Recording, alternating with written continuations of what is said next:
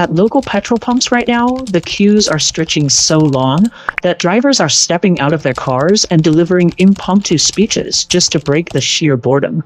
But the public frustration doesn't end when the tank is finally full. Step away from the pump and you'll see the Indian rupee steadily bleeding value against the US dollar.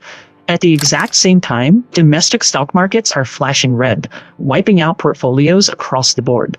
Everyday consumers are taking compounding financial hits from every direction, yet the actual mechanics driving this financial drain are carefully kept out of sight, buried under a thick layer of political theater. Enter the official lifeline.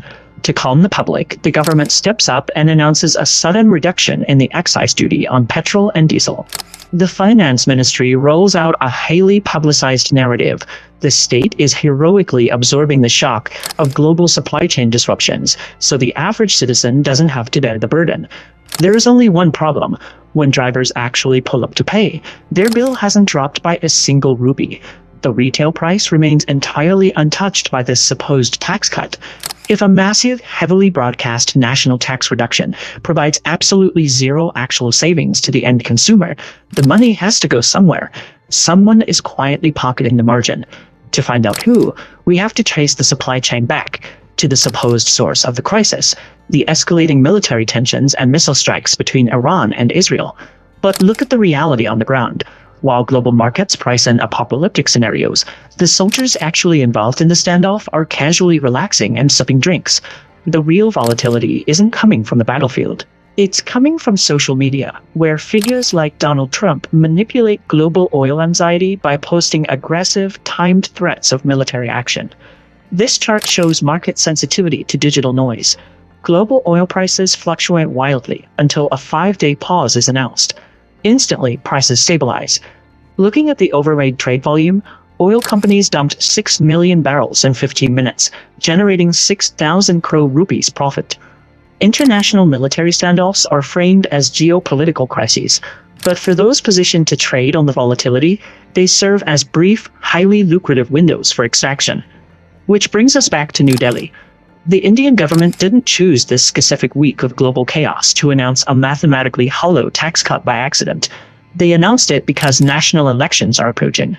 The administration urgently needs the optics of decisive economic intervention, regardless of the actual outcome at the cash register.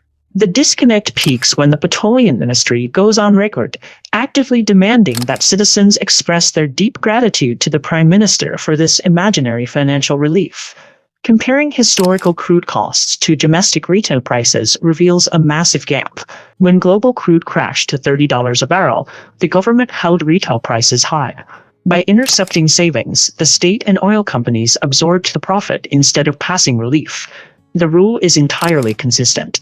Consumer relief is never dictated by the actual cost of global supply. It is dictated entirely by the proximity of the next ballot box. The global geopolitical theater and the domestic political spin operate as two sides of the exact same system. Both manufacture a crisis to distract the public while quietly extracting wealth.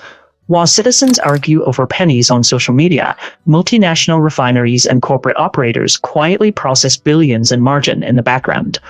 Your political leaders act as the public relations department for this extraction.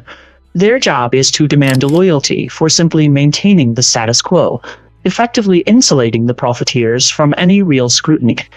Next time global prices spike or a tax cut is announced, stop looking at the pump. Start looking at the corporate earnings reports and the upcoming political calendar. In the grand theater of the global food trade, the relief of the everyday citizen is never the priority. Instead, they are the ones footing the bill for the spectacle.